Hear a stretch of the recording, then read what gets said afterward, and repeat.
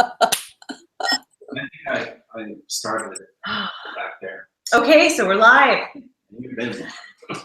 Hello and welcome to Keeping It Real, a webinar series presented by the Institute for Responsible Nutrition. I'm Luci Gabel, exercise physiologist, nutritionist, and coach, and I'll be your host. Sitting next to me is Leslie Lee, registered dietitian for the Institute. And we're going to be speaking with Dorothy Mullen. She's the founder of the Suppers programs.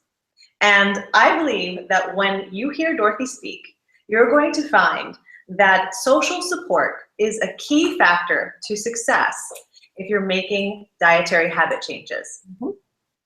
If you're watching us live, we invite you to type your questions into the chat box over there on your right, and you can ask questions to any one of us, and we'll get to you as soon as we can. We want to include you in the conversation. And finally, I invite you to watch the entire program, because at the end, we're going to show you how you can see if there's a suppers program near you. And if there's not one near you, we're going to give you some useful tools that you can use on your own at home to get started with some of the techniques that are used in the suppers programs. So without further ado, Dorothy, can you please tell us a little bit about your background and how the suppers programs actually got started? Sure. I got really sick with problems that conventional medical wisdom had nothing to offer. And it went on for a very long time, all kinds of health problems and psychiatric problems and psychiatric hospitalization and constant illness. And at some point, I just decided that the medical authorities were the ones that were crazy and I was the one that was sane, and I decided to do something about it. So I went back to graduate school and I got a degree, a master's degree in counseling from the College of New Jersey, and studied addiction because so much of what was wrong with me was driving these intense impulses to eat and drink everything that was wrong for me. So out of that sprang this idea that you could create a free-to-users program, nearly free-to-users program, that would do for people with chronic health issues what AA does for recovering alcoholics. And that's where the idea came from. And in my other life, I'm a garden educator. I take children out into school gardens and teach them how to grow food. That's lovely. So tell me a little bit about what you learned in grad school and how that played a part in the development of the Suppers program.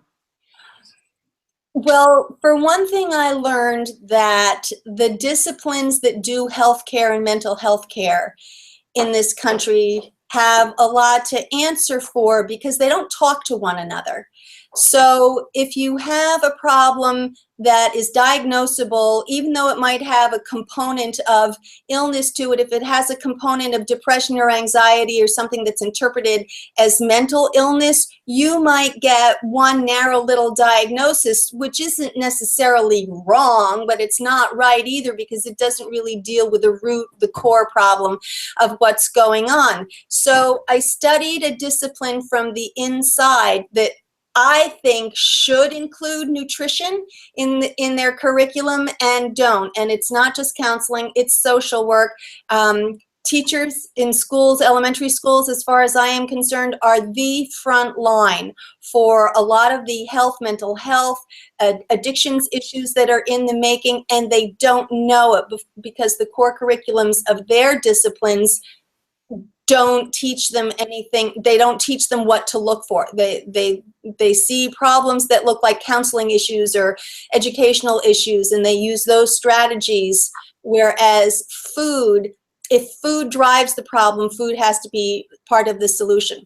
So I learned some very useful models to do the work that I wanted to do, stages of change, motivational interviewing, harm reduction, very helpful when you're working with people for whom addiction to food is part of the problem. So it was a very valuable process for me to get a degree, but I never actually did what they do. I started this nonprofit organization instead. Okay, so how about we move from there into you sharing us what the Suppers program turned out to be and what it is today. Okay. It started out serving people in recovery from alcoholism, but I knew for biochemical reasons largely that we would move very quickly into serving people with diabetes. And from there, it became people who have chronic illnesses that are driven by the inability to stop eating the processed foods, what I call the drug-like, more addictive foods, and develop a palate for the real whole foods that would make them well. So fast forward now 9 years, and that's where we are. We have meetings in small public venues and private homes where people get together to cook, to eat, to experience these educational moments, but also to do a lot of experiments, maybe journal, make their own observations about what it is that's driving their illness. We do appeal to people who already have diagnoses. I would love to be doing prevention. Almost nobody wants to give up their favorite foods and drinks, in order to do prevention. So we're serving people with diabetes, celiac disease, gluten sensitivity, people who have autoimmune disorders, rheumatoid arthritis, lupus, people who self-identify as carboholics. If they don't when they first come to the program, they do by the time that they've been there for a while, because you come to understand when you're studying how your body feels on this or that food. You come to understand that food drives inflammation. And when it drives, particularly the processed foods, when it drives it in a way that expresses as a chronic illness, you can do a tremendous amount with behavior change and social support to undo those hooks that the processed foods have in you and turn it around and really become free of inflammatory processes in many instances. Can you share a little bit about how that works? Yes. People come to, let me use one of my own meetings as an example. People come to my house. There's all this food around, single, whole, fresh ingredients, no processed foods at all. I sort of bark orders at them and give them recipes, and they put the food together in 45 minutes or an hour, and we sit down, we experience maybe 5 minutes of program literature to gather people into the purpose of it. It's not a club, it's a program. People are there to work the program. And so we have this delicious meal. We talk about some theme that's been announced. It might be the subject of how blood sugar and mood chemistry are so closely entwined. And then before the meeting ends, we'll ask people, are you doing an experiment? Are you making an observation? Are you watching how you feel in relation to how you eat? And if you keep on doing this over and over, on a weekly basis or twice monthly basis, people start to make these connections. And what we're finding is that they're reducing medications in many instances, fewer units of insulin, or maybe obviating the need entirely for some of the oral medications for blood sugar control. People managing their celiac disease. We have a lot of people with skin conditions clearing up. What else do we see? We see people who they would love to lose weight. We don't put ourselves out there as a weight loss program, but as soon as you deal with people's inflammatory responses, then weight that they were never able to get off of just sort of goes away because it's safe for their bodies to let go of it.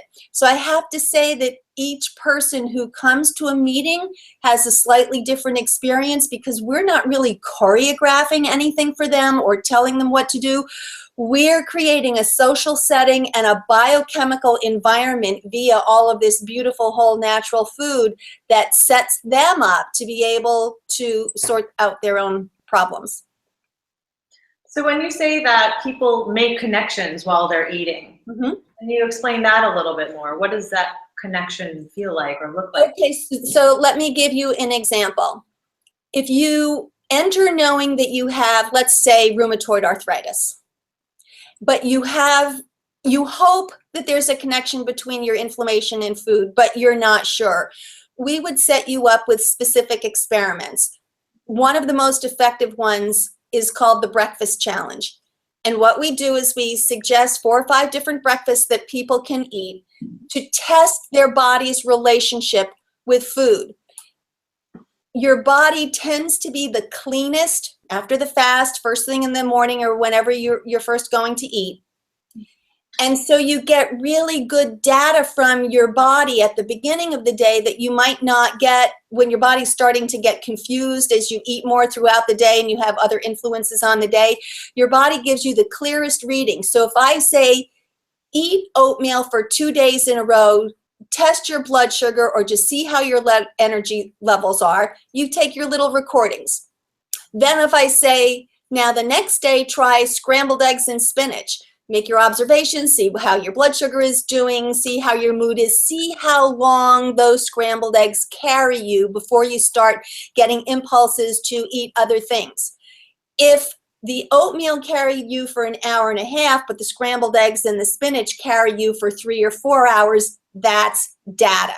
So we set people up with experiments like that to get this information from their own bodies in their own journaling process. So is that pretty much what you mean when you say, for example, how you feel is data? How you feel is data. Yes, this is like our primary slogan in the program, and we keep it in front of people all the time because your moods, your depression, your anxiety, your cravings, your crankiness, your, sort of deteriorating into thinking that your husband or your boss is an idiot when in fact it's your blood sugar that's lower, that you're going through withdrawal from one of your favorite drug-like foods. If people aren't asked the right questions, if people aren't set up to journal and make these observations, they're liable to think their spouse or their husband or their boss really is an idiot, that they're just tired or fatigued or stressed out. And in fact, it often relates to food. So that's what we tease out. So you're saying food affects mood, it affects how you feel, it affects your energy levels. Absolutely. There are physical signatures, behavioral signatures, like the seeking behaviors, like, oh, I know I'm not going to be okay. And then you think, oh my God, there's chocolate ice cream in the freezer. I am going to be okay. This is all very important data. It tells you about the quality of the relationship that your body has with the last food that you ate or the food that you've been eating for the past couple of days. And also, if you're going to expand your horizons a little bit, it will tell you how your body relates to stress, how your body relates to relationships. Like, for example, you might be able to have 1 chocolate chip cookie on a day when your mother-in-law isn't visiting. But if your mother-in-law is visiting, it's the whole sleeve. On one day, the chocolate chip cookie could be a treat. But on a stress-filled day, it could be a trigger that would lead to a lot of unwanted eating. It's all important information. Most people don't think to ask themselves the questions, so we put the questions to them. Okay. And treats versus triggers, that's another big one for your program, right? Yes, it's a very big issue in the program because what we seek to do is support people to live and to eat according to their intentions instead of according to their impulses. And I think whether you're talking about a recovering alcoholic or a type 2 diabetic or someone who has an inflammatory disease like lupus or rheumatoid arthritis, food provides one of the readiest means of becoming comfortable again. You have an uncomfortable feeling, you solve it by eating. It's usually something sweet or something starchy, maybe some fat and salt in there too. And if you can just have 1 piece or 1 slice or one portion, you might not have an issue with that food. If you can have 1 and you don't have to like white knuckle it in order to stop eating it, then it was a treat. It was delicious. It was wonderful. But if having 1 leads to this, what do they call it, food without breaks? If it leads to these impulses or compulsions to keep on eating it, that's really important data. In my interpretation, it often means that you're having an inflammatory response to it that comes with some sort of a pleasure, a neurochemical pleasure cascade. And in fact, we do see turning around of type 2 diabetes, lupus, rheumatoid arthritis, skin conditions, gluten sensitivity, based on identifying inflammatory foods, which are often triggers because it feels so good to eat them. Interesting. Yeah. So we got a question from Mike who says, what are some of the main foods you see people having to get off of? Oh, it's everything you don't want to hear, Mike. It's the typical ones are the gluten grains, which is really sad. We ought to be able to eat the staff of life, and a lot of people can't do that anymore. Sugars in all of their forms. We have people who have major turnarounds once they get off corn. Some people, well, chocolate, there's some foods that we all acknowledge are more like drugs. Coffee, chocolate, alcohol being the most obvious ones. But the real answer is you can have an inflammatory, or it is possible for a person to have an inflammatory response to just about anything. And as I'm saying this, I'm thinking of a woman, a Jewish woman, who wondered if it was a Passover miracle that every year during Passover, all of her inflammation and her health problems went away. And then the rest of the whole year, she had horrible health issues, and she thought it was she was having a spiritual experience around this, until she went to the kind of doctor that does nutrition. And he said, well, try an elimination diet. And if she didn't turn out to be allergic to barley, and the only time that she was free of inflammation in her body was during Passover, when she couldn't have barley. So don't make any assumptions is the message. How you feel is data. Do your experiments, do your observations. You will find. What do they say? Leslie is going to know the answer to this question. What percentage of chronic illness now is actually related or even driven by food? It's a lot. I mean, Yeah, it's 75%. 75%, right. So isn't it worth it to spend a few weeks or a few months of your time doing experiments with food to see if you too are experiencing inflammation in response to your absolute favorite foods? I'm curious too, Dorothy, how many people come to suppers with something specific in mind that they wanna fix? Like, say it's something like rheumatoid arthritis. And then going through suppers, they realize by observing how they feel that perhaps something else is going on too. Like maybe they are addicted to processed food, or maybe they are a carboholic. How many sort of epiphanies like that do you see? I would say most people realize benefits that they didn't arrive assuming. The way the meetings are set up, we have specific meetings for diabetics, specific meetings, insulin dependent, type 2, pre-diabetic. We have specific meetings for people with autoimmune diseases. So we do appeal to people, not because we want to, but because people identify with their labels. They want to be scratched where they itch, and they think, oh, I'm a type 2 diabetic, therefore I want to go to a meeting for the people with diabetes. And then there are all of these other unexpected, unintended benefits that happen because they didn't realize how much of their suffering or discomfort or crankiness and irritability was driven by the food. A lot of skin clears up. Weight loss, but we don't go after that. Major, you know what, Leslie, I think the top one is fatigue and mental fatigue. Right. People, it's exhausting. It's just exhausting to be hooked on your favorite drug-like foods. And when you get the gluten out or the sugar or whatever it is that's driving your inflammation, all of a sudden there's this energy there that you didn't know. It comes back after not too long. As long as you don't have some really serious problem that requires a really long healing process, like maybe some of the problems with gut flora that take a lot longer, the candidiasis and so forth. If it's a simple matter of you're sensitive to gluten, you take that out, and within weeks, people's energy is just soaring. So Dorothy, we're talking a lot about people journaling and making observations on themselves, but let's jump in a little bit to the benefits of social support. What do you find with that and the suppers programs? I've been doing this for 9 years. I have met one person, and we serve hundreds of people every year. One person, it was a Japanese businessman who brought his wife to suppers and said, teach her how to cook for me. I just became a type 2 diabetic.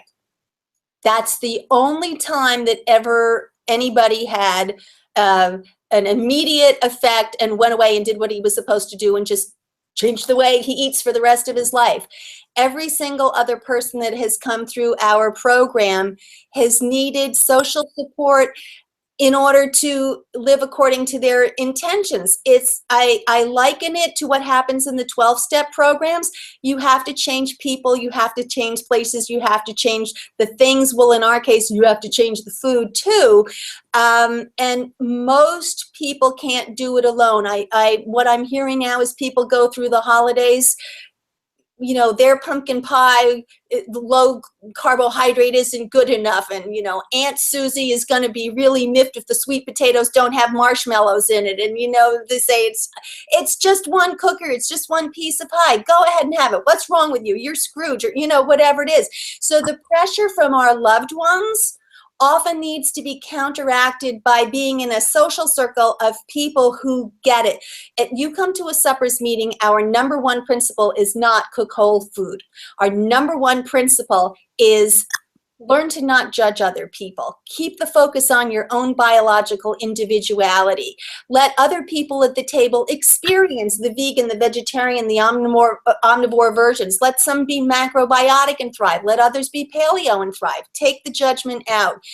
And in order to do that, you've got to create this social setting in which it's safe for people to experiment and to get away from the assumptions of admittedly their loved ones, who are often the worst reinforcers of their unfortunate, unhealthy habits.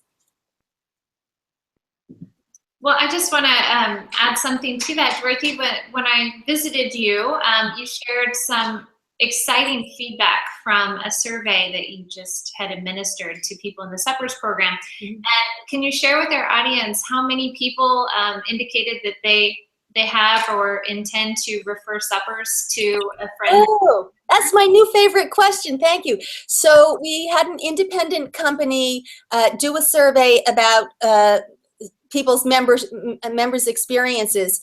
And my favorite statistic that came out of that was that 89% of the people who responded, it was something over 200 people, said that they had referred family and friends to the program.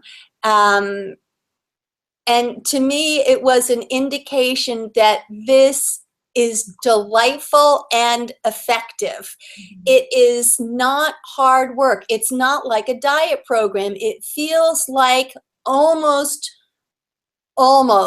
normal dinner or lunch conversation to be at one of these meetings, but there is an acknowledged leader or facilitator. So it feels great. Yeah, and a lot of people refer. You know, when their blood, all the obvious stuff, their blood sugar's coming down, their blood pressure's coming down, some of them are losing weight. Yeah. That's like old hat. We know that they're going to be, well, you both know this, they're going to get better if they start eating real whole food and they get rid of the processed foods. Mm-hmm. I don't think people understand how fun it is to make cooking together a social experience. You know, to find new friends that have similar goals to you. So yeah, my favorite result of that survey was that people love it socially. Mm-hmm. I think it shows how loyal suppers members are to the program. Mm-hmm. Mm-hmm. Well, they feel good. Exactly. Yeah. Feeling good, right? That brings people back, I'm sure. Yes. We don't have to sell them on anything. Exactly. To that note, Maggie is saying, because social support is so important, do you see many people still attending meetings even once they have the tools and are feeling better from whatever specific issue they initially come to suppers for? Yes, and it's a mixture. Some people come, they do their work, They find out what kind of food they need to be eating. They thank us very much, and they go away. And we don't really try to get our hooks in them. And it's not like you have to keep on coming back forever. You're going to explode. No, they come, they do their work, and they're fine. But a lot of them, and now Leslie, this may be in part because we have so many women. It is disproportionately women who will seek out this kind of help. All of a sudden they've got new friends, and the new friends become old friends. And this is now, instead of going off and, I don't know, playing bridge or going for coffee or what have you, this has become the social gathering point. Mm-hmm. Yeah, it's huge. It's huge. So what other, can you explain, you had mentioned to us a little bit earlier about the fact that there are similarities in the development of alcoholism and type 2 diabetes. Can you get into that a little bit more? Ooh, yes, yes. There are a lot of similarities between the development of alcoholism and type 2 diabetes. For one thing, people who eat their way into type 2 diabetes are not generally doing it on Brussels sprouts and salmon. They're usually they're usually doing it on processed foods that are some combination of sugar or starch, salt, and fat. And you do create sort of a pattern, a cycle of you eat it, you produce too much insulin. Over time, the insulin brings your blood sugar down too low. Then you have to eat something again to bring your blood sugar back up. And so there's sort of this withdrawal and using and withdrawing and using aspect to type 2 diabetes, just like there obviously is when it comes to alcoholism.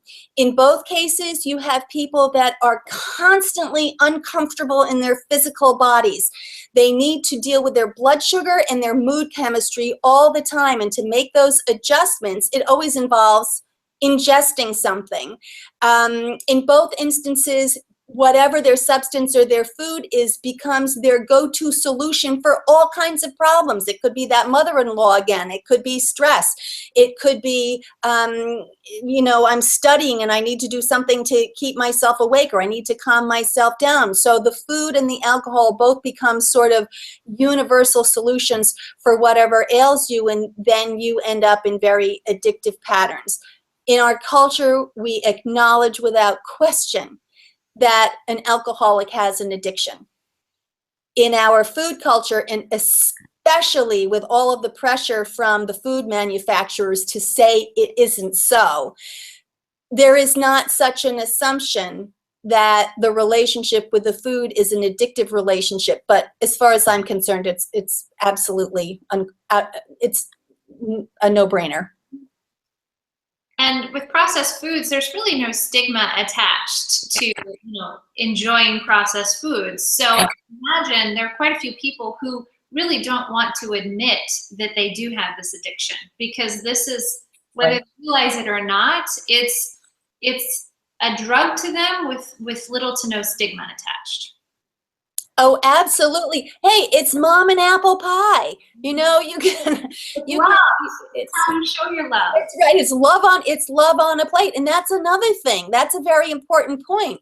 It is love on a plate, because a lot of the same neurochemistry of pleasurable feelings, loving feelings, that's the same chemistry that you have in response to gluten and dairy and sugar. It's all the same. Well, Leslie, you should talk about this. It's all the same brain chemicals, right? We're still talking about dopamine. We're still talking about the opiate effects of certain foods. So I think even though this information has been in the nutrition literature for probably decades, it's only starting to get some traction with the medical nutritionists and the patients of the medical nutritionists, that this is real. This is not going away. It is absolutely an addictive relationship. So just like, let's compare it to Alcoholics Anonymous. Can we do that with the suppers program? Is there some relationship to social support helping to stop the cycle of going back to certain foods? Sure there is. And in fact, a lot of what I started out with was based on researching the 12-step programs, AA and particularly Al-Anon. And in my mind, I have to be so careful here. AA saves lives. I don't want to say bad things about AA, but they did sort of leave that little piece of biochemistry out of their healing equation. It's a spiritual program. They got that part knocked. It's a mindful cognitive process.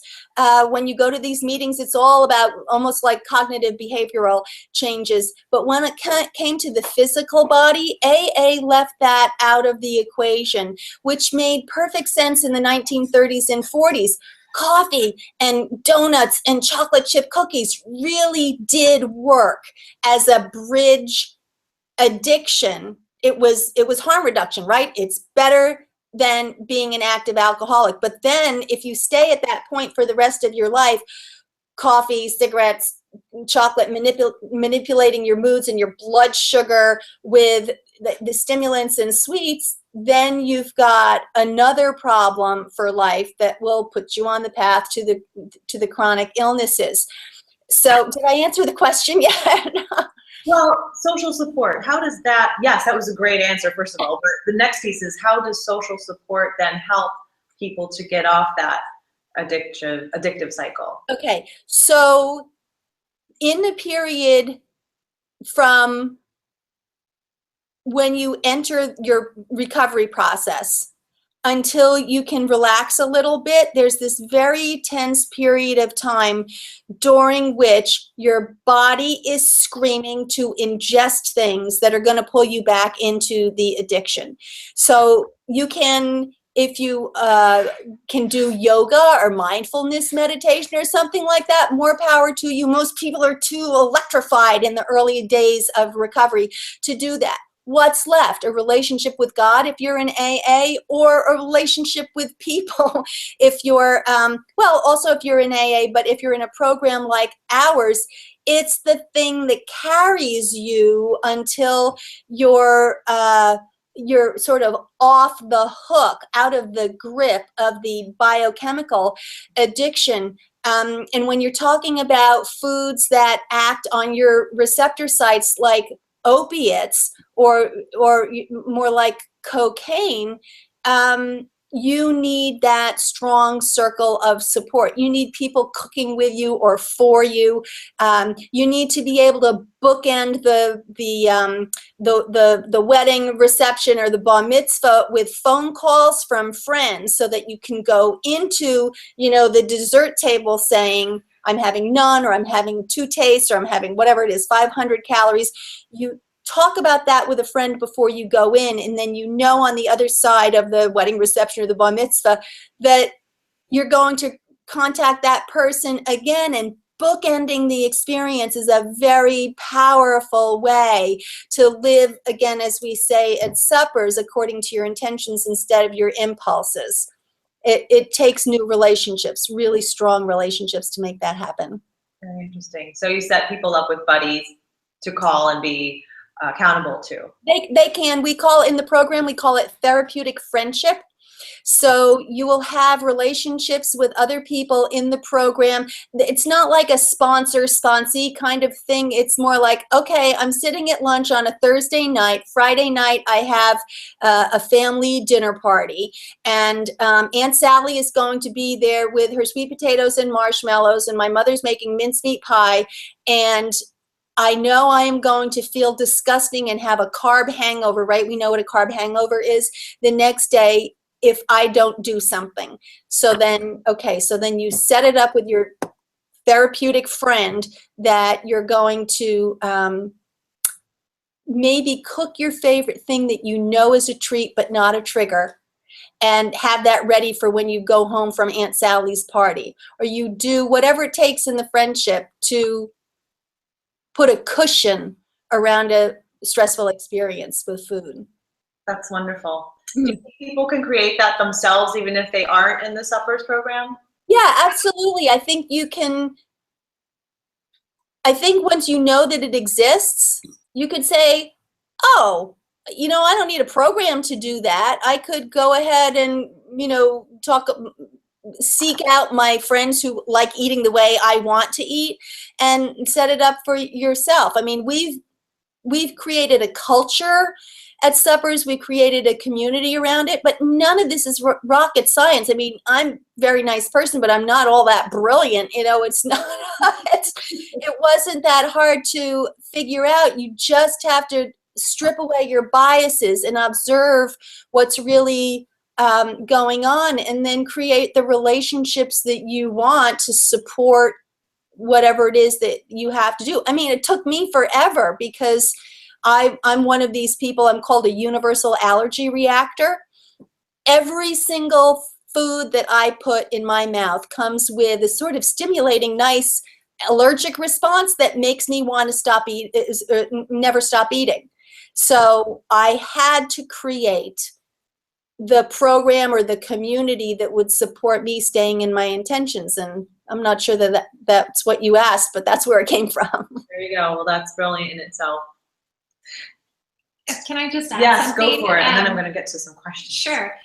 Dorothy, one thing I observed at suppers was how quickly we all became very fast friends. And I was wondering, is that typical of a newcomer to suppers? And what do you think makes that happen? Is it just the fact that like-minded individuals are coming together, or the principle of non-judgment, or the environment? I think everything that the answer is yes. Everything that you just named. So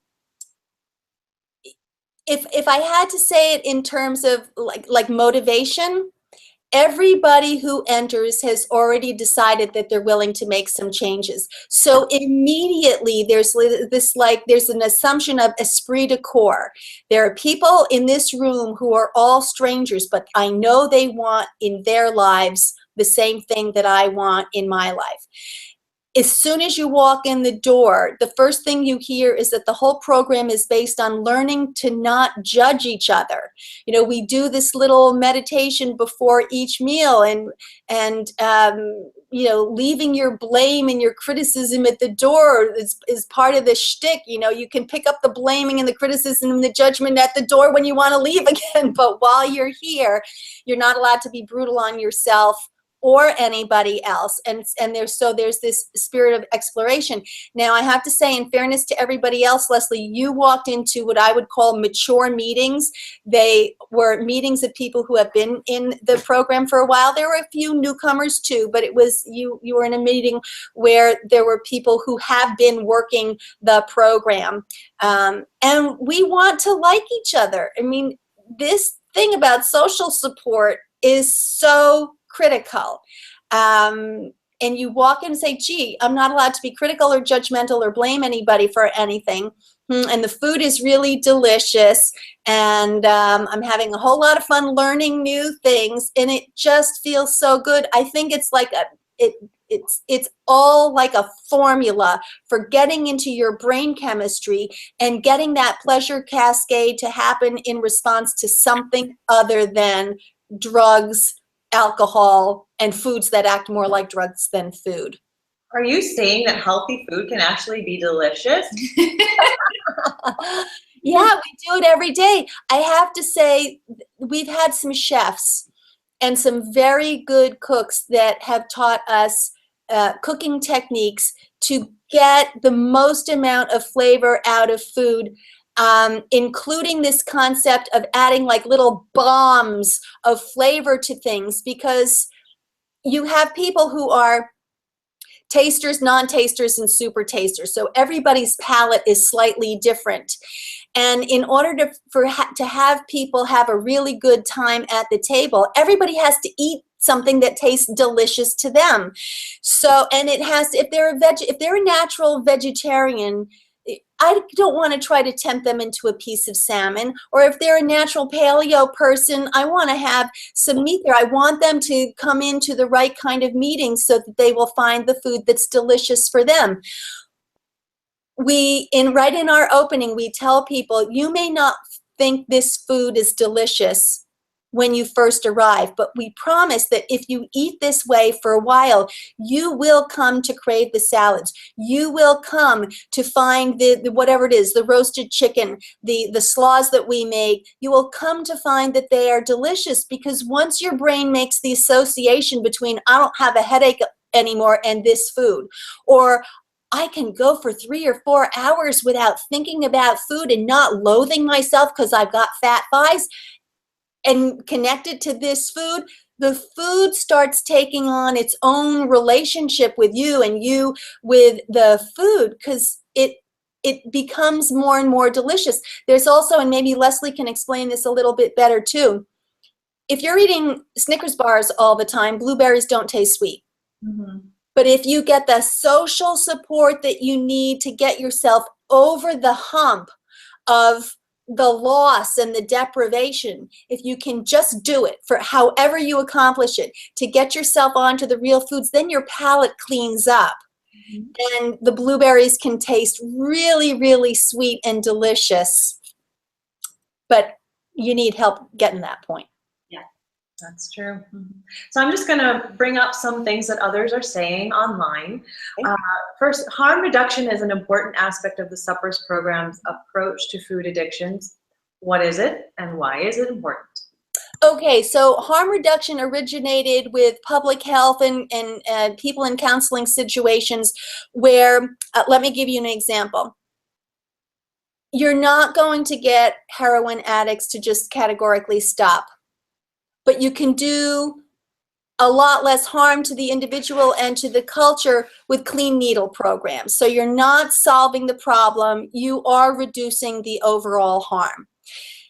At Suppers, we ask people to join us in a nutritional harm reduction process, which states that if you can't go from the way you eat now, entirely processed foods, to all organic, locally sourced, green, yellow, red. If you can't make that leap, nobody can make that leap.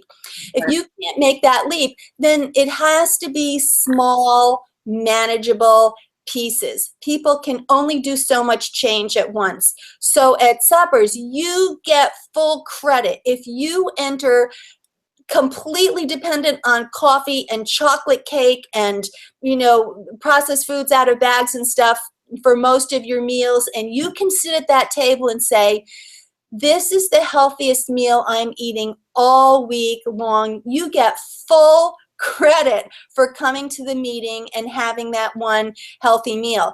If you can, fast forward a couple of months, if you can get that same person to actually cook the meal for him or herself, maybe substituting all of the high fructose corn syrup cookies with the health food store versions. Okay, they're still having too many carbohydrates. They're still really dependent on the sugars and the carbs, but you get full credit because you have done an active nutritional harm reduction to get yourself off of those high fructose corn syrup items and onto the things that are made out of fresh whole food. So the progression then goes on with the nutritional harm reduction, and it takes this amorphous, scary mess of a problem. I have eaten my way into type 2 diabetes, or I have, eaten my way into 70 extra pounds around the middle, and it sort of chunks it down into manageable pieces so that you get full credit for the small changes that you make along the way. Small steps, right? Every little step counts. Every step counts. Mm-hmm. It makes a difference. Mm-hmm. And along with that, Wolfram has another thing to say, that you brought up the love word. My personal experience of the Suppers program left me with the profound sense the love from perfect strangers was available, and this made it feel so safe to share and work through very personal food-related issues. Tears were shared. Mm-hmm. Really difficult issues were laid bare. Right.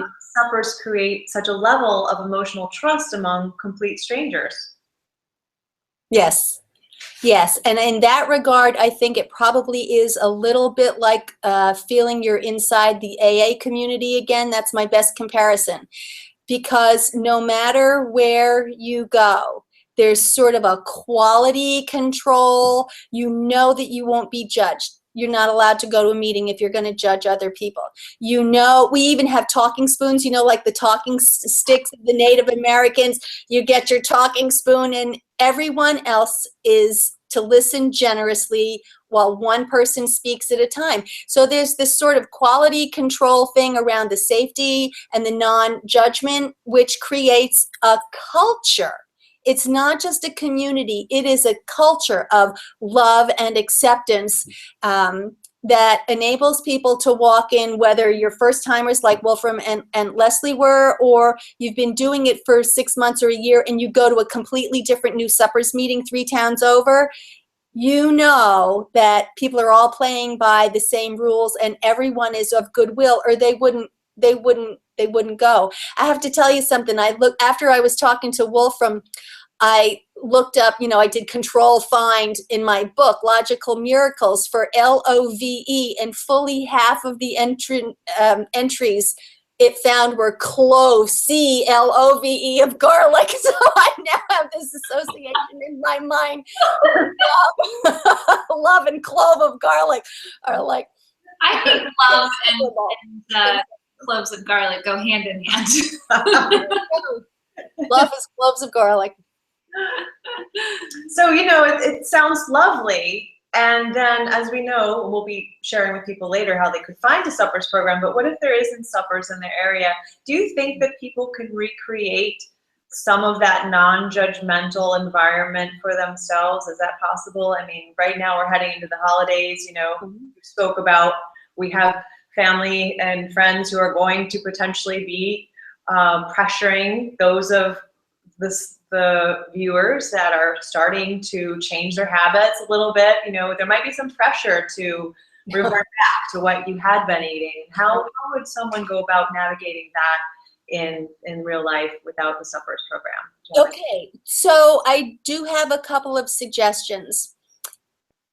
If you just got together with the intention of cooking and eating together, there's a whole healing process that happens just with that. And it's even been quantified at Columbia. They quantified it in terms of numbers of family meals and the risk factors for children picking up smoking or drinking and drugging and so forth. And it was very strongly correlated with the number of family meals. So if I were going to set one intention that should work for everybody, it's to eat with somebody else, and ideally to cook it together. But even if it's pizza, to sit down and make a meal, get rid of the electronics, do the single act of eating together. On DorothyMullen.com, which is a little website that I started for myself, I've got a slideshow called Where There Are No Suppers.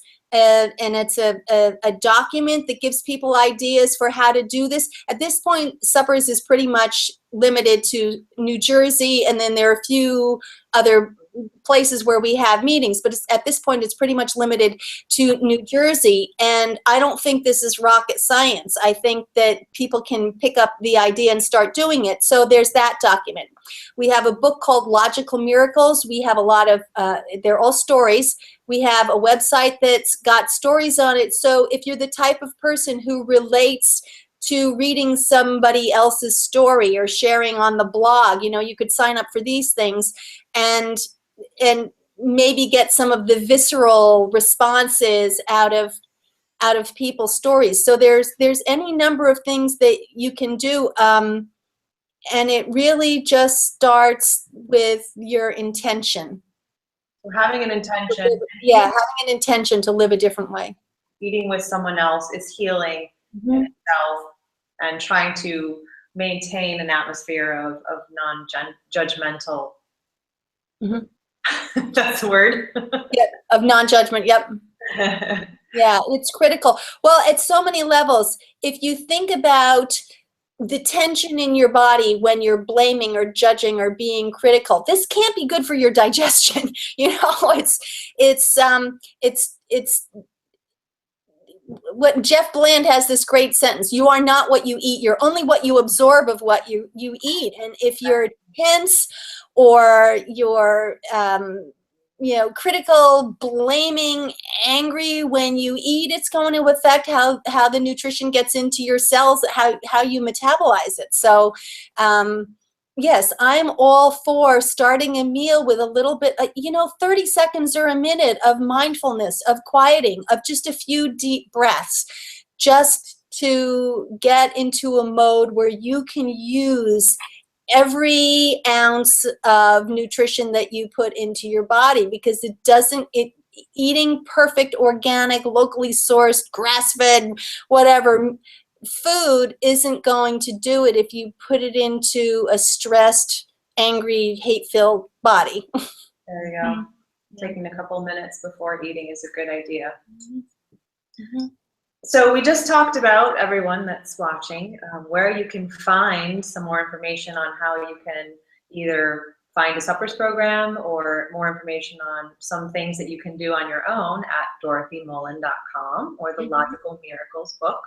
Right, and the Suppers has a beautiful website now, the Suppers with an S, programs with an S.org, thesuppersprograms.org, and there are stories and maybe 500 or 600 recipes that are all gluten-free, sugar-free, no hidden dairy, vegan, vegetarian, omnivore, macrobiotic, paleo, you name it. And they're very easy to access because it's search by ingredient. So you just put in what you happen to have in your refrigerator and you'll come up with a safe recipe. They've all been vetted. They've all been made by people who are not necessarily very good cooks. So the information is there. And we've got lots of resources and white papers and charts. This how you feel is data. Slogan of ours runs throughout all of our information. And you can even just look at one of these charts called How You Feel is Data and say, gee, depression, anxiety, learning issues, let me see. Cranky, irritable, let me see.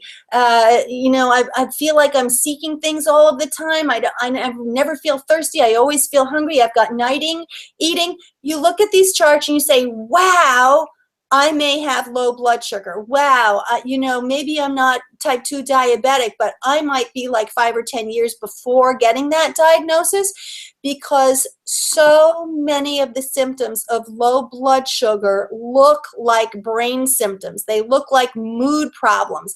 They're behavioral problems, impulse control problems, and it's all pretty much garden variety low blood sugar that will eventually take the person into type 2 diabetes, or could. Leslie, what are the statistics?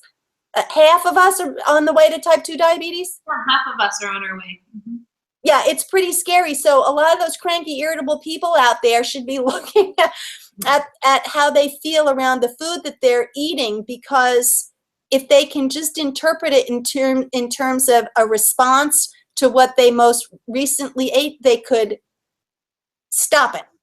They could just stop that progression into type 2 diabetes.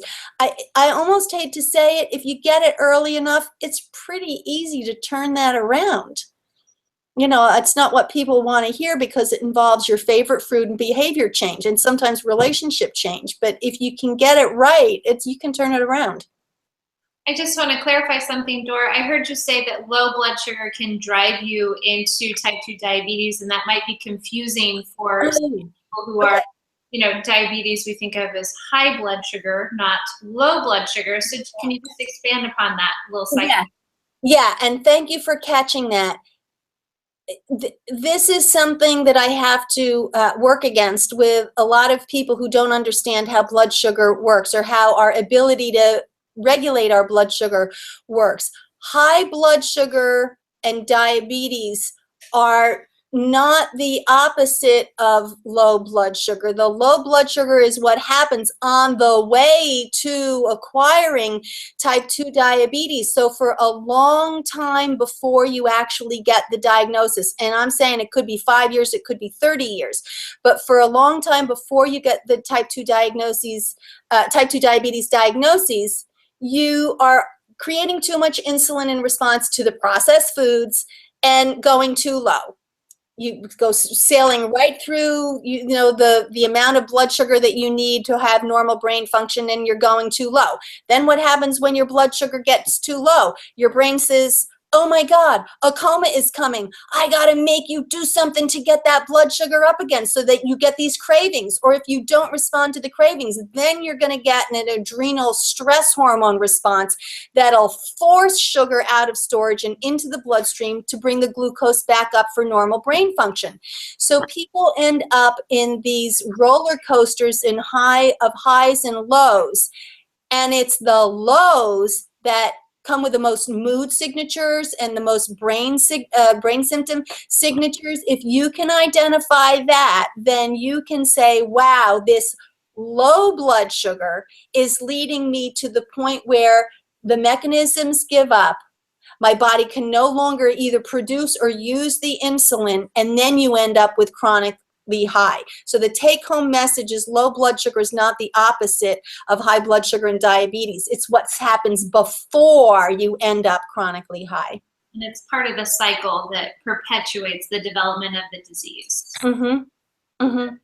You're saying that people are feeding themselves when they have low blood sugar with the wrong kinds of things to fix it, and that makes the cycle even. Absolutely. If you're, okay, so the part of your brain that makes the really fast decisions is like that inner reptile, deals with questions like, can I eat it? Can it eat me? Can I have sex with it? That is the part of your brain that is making the decisions about what you eat when your blood sugar goes too low, because your brain knows if your blood sugar goes too low, a coma is coming. This is why I can't stand portion control and, you know, talk to people about willpower and stuff. If your brain has had to take over for you, it's going to give you the impulse to eat the thing that's going to solve the problem the fastest. Well, putting a sweet potato in the oven and starting to roast a chicken is not a solution. The Snickers bar is the solution to the immediate emergency. And I give people a lot more credit, I think, than most like diet organizations, because their brains are saving their lives. You know, their brains are saving their lives from a coma. So I think portion control, well, let me clarify. Portion control works for the people for whom it works. And then there's all of the rest of us. What are we supposed to do with ourselves when portion control and willpower and setting intentions don't work? Well, then we really have to look at, how can I get my personal biochemistry on my side so that I can eat according to my intentions? And it usually, I'm going to say, in a population where almost half the population is on the way to type 2 diabetes, to becoming type 2 diabetic, it usually involves normalizing blood sugar and mood chemistry, which happens simultaneously. And it begins with eating and having the intention to eat these foods that stabilize, the whole foods, you know, everything you talk about. Right. So we have about 3 minutes left to the end of the hour, and I want to just jump into the last two questions that we have here. Dr. Sweetstuff says, how would you compare, goes right along with our conversation here, how would you compare sugar and alcohol in terms of addictiveness and response in the metabolism? So we were just talking about that up and down flow with the sugar, with the glucose, insulin, and so how does alcohol and glucose? Okay, alcohol is tricky because it can both raise and lower blood sugar. It's very tricky, and it acts on a whole bunch of different parts of the brain simultaneously. Sugar is a little bit more straightforward. The thing about alcohol is it gets in there fast. It's like this teeny, teeny, teeny little molecule, and just bam, gets right in there. I mean, even before, it's still in your mouth and it's already starting to make you feel good. So they both work really fast. And now I'm going to say 35 years ago, Bob Atkins, the famous diet doctor, said, the world doesn't get it yet, but sugar is the gateway drug to alcoholism later in life. And I think that there's a lot more proof, science, to show that this is true. Then certainly when you have people who are recovering alcoholics, you strip away their alcohol, what do they look for? the next best thing bumps to the top of their list, and they are looking for sugars and carbs. So there's some very tight relationships, not only with what sugar and alcohol both do in terms of your biochemistry, but also in terms of how they make you feel, how they make you interact with other people, you know, the cravings that you get for other things. They set you up very, very similarly. Okay, that's great. A great response. And so one more, and we may get cut off in 1 minute, but if we don't, we're just going to close it up. Fast. Naturally, you know. But Maggie says, do you think that the correlation between food and health is getting more attention due to the rise in food-related diseases? I would say the tension is building. Leslie can help me out again. Like, why would Coca-Cola have needed to go for that, what was it called, zero energy balance? Energy Balance Network was their show. Why would they need to do that if they weren't sort of on the run? I mean, why would we need the corn manufacturers saying the high fructose corn syrup is practically next to mother's milk or something? I mean, the food manufacturers know that there's this growing movement of people who are starting to make the connection. So good, they should be on the run. They have an awful lot to answer for.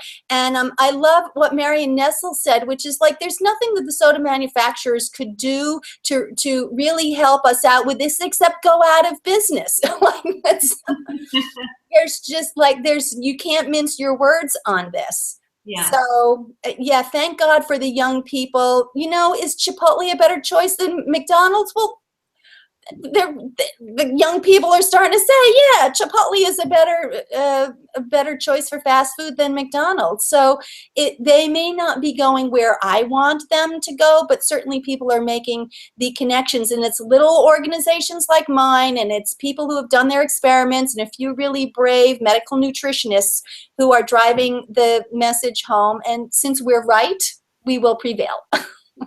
Awesome.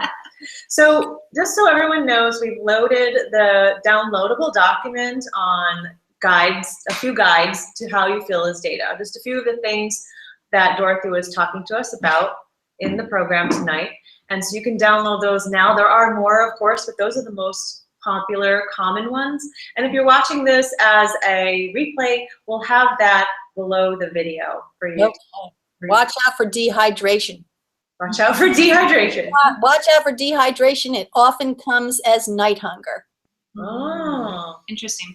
So I wanted to ask you, Leslie, will we be highlighting more programs like the suppers in the IRN webinars? Absolutely. The reason we're highlighting suppers today is because they're a perfect example of changing at the community level, and they're a real life program that helps real people, sort of transform their life to real food. And we wouldn't be able to accomplish our goal, which is to change the food system for the better, without people out there attending suppers meetings and demanding real food. So yeah, as we find more programs that do the same, we're definitely going to be highlighting them.